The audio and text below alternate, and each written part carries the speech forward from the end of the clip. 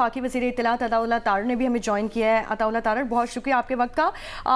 कहिएगा, एक जानिब कैडेट कॉलेज वाना में हमला और दूसरी जानिब आज 12:39 पर इस्लामाबाद कचहरी को निशाना बनाया गया, जबकि अफगान तालिबान की जानिब से बार बार इस्लामाबाद पर हमला करने की थ्रेट्स दी जा रही थी, जैसे कि और उन्होंने हमला किया भी, जैसे कि शहजाद इकबाल ने भी कहा कि उनकी रीच थी तो उन्होंने हमला किया। अब बताइए आप, इस दहशतगर्दी को कंट्रोल करने के लिए क्या इक़दाम किए जाएं?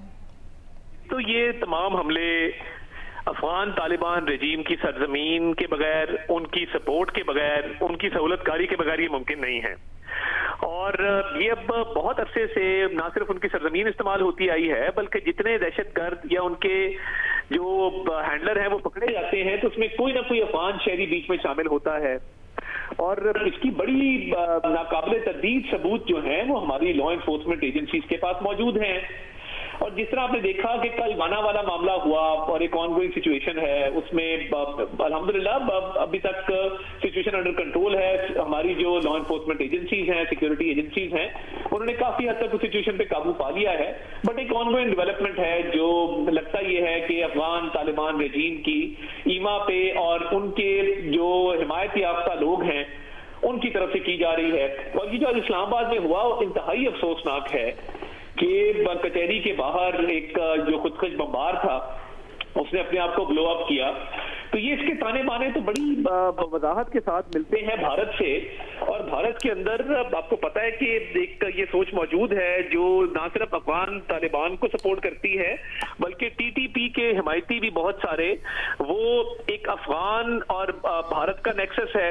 अभी पिछले दिनों में अफगान तालिबान रजीम के वजीर खारजा का वहां पे जाना भारत के अंदर और नई दिल्ली के अंदर ये पैगाम देना, कश्मीर के ऊपर पॉलिसी स्टेटमेंट देना जिसका कोई वक़्त नहीं उस स्टेटमेंट की, मगर वहां पे जाके ये शो करना कि जी हम एमओयू और एग्रीमेंट साइन कर रहे हैं और हमारा आपस में एक गठजोड़ है, तो ये इंतहाई अफसोसनाक है। But let me assure you on the behalf of state of Pakistan, ये हमारी सिक्योरिटी फोर्सेस, हमारी तमाम तर जो अफवाज पाकिस्तान हैं और लॉ एनफोर्समेंट एजेंसी इस सूरत हाल से निपटना जानती हैं।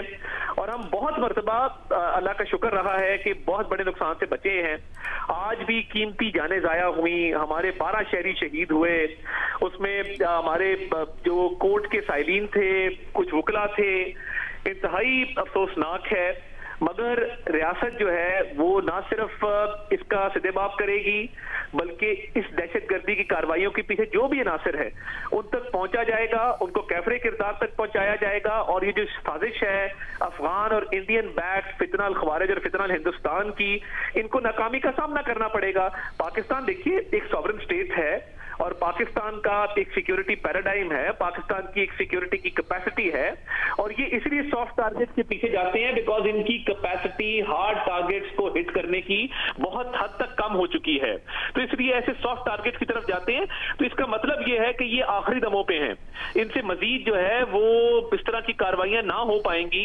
तो मैं समझता हूं कि इस पे पूरी रियासत नेशनल एक्शन प्लान के तहत government, military leadership, civil leadership, वज़ीर आज़म साहब ने भी आज बड़ी इसका नोटिस लिया है और उन्होंने कहा है कि हम इसका बिल्कुल इनके तमाम जिम्मेदारान को कैफरे किरदार तक पहुंचाएंगे। तो we are fully resolve, fully committed और इंशाल्लाह ताला ये हालात बेहतर हो।